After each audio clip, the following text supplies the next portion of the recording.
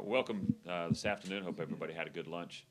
I want to bring up one what we think is a very positive issue. For years, we have been working with our local governments, and the constant theme, rightly so, is that you guys send us too many mandates. There's too many strings attached. There's too many laws on the books mandating what we do at the local level. And I want to thank both Senator Ginn and Senator Gooch, gentlemen who have served at the local level, for stepping up and showing us some of the things that have been happening that are at the local level, mandates that are really unnecessary. And they have authored Senate Bill 86. Senator Ginn is the leader on this. And in working directly with our friends at the local level in ACCG and GMA, we've come up with a list of mandates we'd like to get rid of. And at this time where county budgets and city budgets are getting hit by a digest that has gone down considerably over the last few years, one thing they certainly don't need are mandates on top of that make running local government more costly, especially in the case of things that don't do anything for the public. And what these gentlemen have brought to us is a list of items that we can get rid of that, frankly, aren't really doing anything to help the public at all, but yet cost you local taxpayers an enormous amount of money. So with that, I'm going to turn it over to Senator Ginn and let him talk a little bit about Senate Bill 86 and Senator Gooch as well. Thank you. It's great to be here this morning. I apologize for my throat. It never got over the morning. Said it's afternoon and it doesn't know it yet. The Senate Bill 86, the meat of it is to address the unfunded mandate that was created about 20 years ago, requiring local governments to do a comprehensive plan and update it every 5 years. As many of y'all know, if you stop by your county commission office or your city hall and ask them, could you show me your comprehensive plan, it'll be sitting up on a shelf all by its lonesome. Unfortunately, in far too many communities around the state, it's not an integral part of what they're doing, because it's very rigorous in how it's set out about going through, I guess the term cookie cutter might come into play. Well, what we want to try to do is make that planning workable and make it where it doesn't have a big hammer on it. There's two things that come about. One of them is the qualified local government status. That is the hammer in it. Mike Beatty, who is our Department of Community Affairs Commissioner, is in support of this. And one of the things, I know Mike's got a great experience and background in local government and state government, and he's received some ideas and some comments on this. One of the things that we're meeting with him again tomorrow to go through some revisions. I think that he told the majority leader that it doesn't go deep enough. So we want to try and make sure that we can remove any statutes that are stumbling blocks for local government. One of the issues on the plan that I hate to see a local elected official get a black eye on is a development of regional impact, or a lot of people call a DRI. We elect people at home to do what's best for their community, and then we allow people inside that region to analyze whether it's good or bad for the state of Georgia. Well, I can tell you that there's a lot of issues that come up. For example, just something as mundane as a concrete plant. Anytime there's a concrete plant, an asphalt plant, those are automatically DRI issues. When we start looking at those issues, it might be right for the community or it might be wrong for that community. But those elected officials need to decide without having input that ties their hands up, and if they're going to do what's right for their community, it doesn't have a bearing. They can choose whichever way they want to, but they still have this potential black eye from the DRI report. And that's what we want to try to do, is support our local elected officials and remove some of the unfunded mandates in the planning requirements. If they decide that they want to continue their planning, which I'm a big proponent for planning, we want to make sure that plan is in a format that they can use. So it's not just something that sits on the shelf, it's something that's worked on the table every day. They can work to meet those planning requirements. Let me introduce Senator Gooch, who, of course, had a stellar career at the local level and stepped into a mess up in North Georgia and corrected it immediately. And if anybody knows what he was able to do with the turnaround in his county, you'll agree with me, he's an expert on these local issues and how we can actually run local government more efficiently for a lower cost. Thank you, Mr. Rogers. It's good to be with you all this evening. As a former county commissioner, I know how valuable planning is. I know that it's a very integral part of being a local official and a county official. Working with ACCG over the last 10 years, I was on the board of managers. We continuously train elected officials in the state through Carl Vinson Institute of Government and through DCA. GMA and ACCG have done a wonderful job training our elected officials at the local level. What Senate Bill 86 doesn't do is it does not prohibit or recommend counties do not plan. In fact, it wants the planning to be done at the local level. Local control is very important. Home rule is very essential to a successful community. I support it for those reasons. As Senator Ginn has explained, there's a lot of bureaucracy involved in the planning that's required today. A lot of this was a product of the Planning Act of 1989. Goes back about 2 or 3 decades.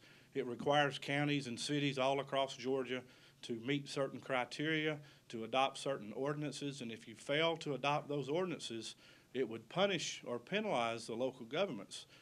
One example would be that a city or county government would not qualify for state or federal grants just because they didn't meet part of this planning requirement. I personally believe that that planning requirement should be done at the local level and that the state should not be mandating all these policies and these ordinances against the local government. So I'm in favor of it. I think it'll encourage all of us to work together. It'll encourage DCA to come to the table, sit down with ACCG and GMA in the House and the Senate, and we can talk about some of the things that are working and some of the things that aren't working. So as my 10 years of a county elected official, being on the DOT board, now in the Senate, I think it's a great opportunity for us to look at a way to reduce some of the overhead of the state government, reduce some of the bureaucracies that we have in state government, lower the cost to govern to the local people and to the taxpayers back home. So I'm in support of it, and I look forward to the debates in the coming weeks ahead. One thing I would like to add is I've reached out to Jim Dove, who's the executive director of the Northeast Regional Commission, and you know, he said, Frank, if I need to come down and give testimony or do whatever I can to support this, we feel like it's an undue burden on them as the regional commissions in some of the things. So I've got a lot of support and a lot of people, even though it hasn't actually been read and won't be read until tomorrow, but there's a lot of people that have already seen, you know, this has a far-reaching impact in reducing the unfunded mandates to local governments. Is there any protection for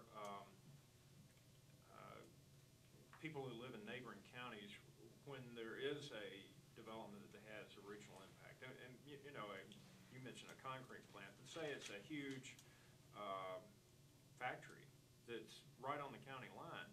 The people in the neighboring county are going to be affected by the traffic and any potential pollution and the other aspects of that. What say would they have since it's not in their county?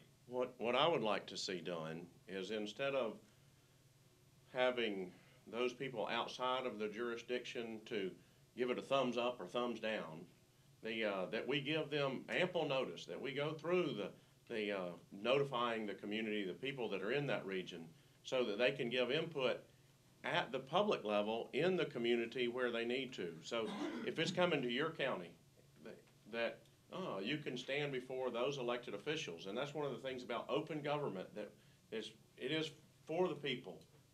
When we start looking, you know, people need to be involved in their local government, and they need to be involved in their state government.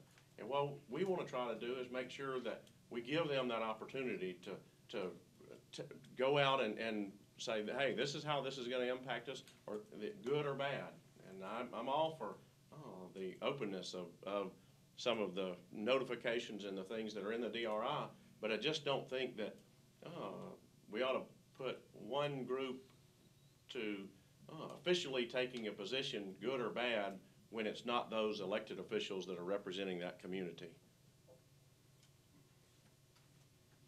Any more questions on the mandate elimination efforts. And this will only be a start too, and speaking to Commissioner Beatty, he wishes to take what has been put in Senate Bill 86 and actually expand it and see what else we can do to review all mandates coming from the state government down to the local level and see what works, what doesn't work. This is a first start. Do you have any ideas about what other mandates might be addressed? These gentlemen would be experts, not me. You want to touch quite honestly, you know, my background, I've been 18 years as a local government manager. I've managed 2 cities and 1 county for the last 18 years. And there's several different issues. I know that we've been working with I ask, and it's kind of unusual that you can get cities and counties to both agree, but I've got ACCG and GMA. If y'all remember back late 80s, early 90s, we were all in a panic over some of the solid waste issues. The state pushed out a 25% mandatory reduction in solid waste. Then they said, well, maybe it's not mandatory, maybe it's optional. So we count bags of trash, we count bags of leaves, we count, you know, on the collection end, and we count it on the disposal end. We count it when we carry it to a site for disposal or recycling. Senator Rick Jeffries from Henry County is looking at legislation that would deal with some of the burdens put on the local government in dealing with the accounting of that and the reporting requirements. It's not that we want to try and do anything to restrict the recycling or efforts or to move those forward, but we you know, if you count up barrels of apples when you put them in and when you take them out, we're doing double work. And our goal with the local government experience is to reduce the cost of government to the people.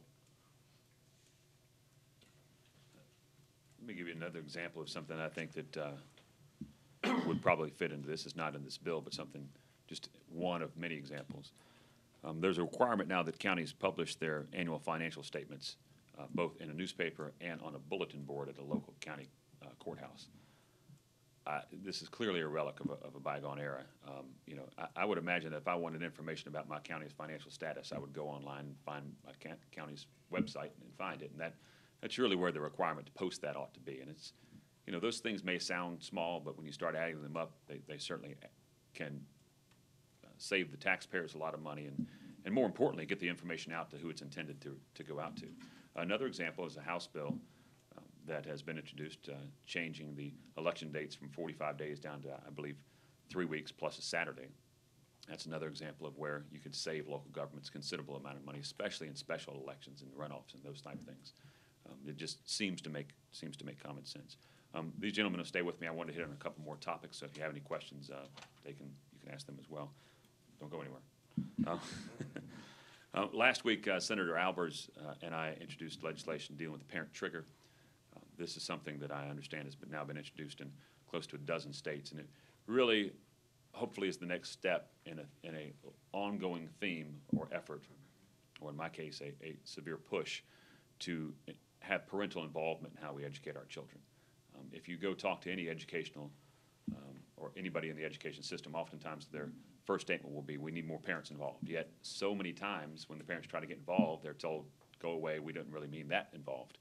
Well, this, of course, will be the ultimate involvement in allowing parents, if 50% or more were to sign a petition in a failing school or a failing school system, to allow there to be options for what you do with that school or school system. So the parent trigger legislation that was introduced by Senator Albers is just the first step. I know there will be changes, perhaps significant changes to it, but make no mistake, there will be an ongoing continual effort to get parental involvement in education, whether it be through parent triggers, whether it be through choice, whether it be through online learning. These will be recurring themes you will see over and over and over again, and I think it's a good thing. And then I wanted to mention one more bill that right now is over in the House that we would like to see them move on, and that is a bill that has been sitting around this Capitol for close to 2 decades now, and that is the billboard bill. I think the Senate has gone on record time and time again in support of the billboard bill, and we're ready to be in support of it again, and we'd like to see the House take action on that and send us the billboard bill as quickly as possible. That's one of those issues whose time has come that we need to finalize that and move on. So with that, I'll be glad to open up to any questions. Speaking of local control,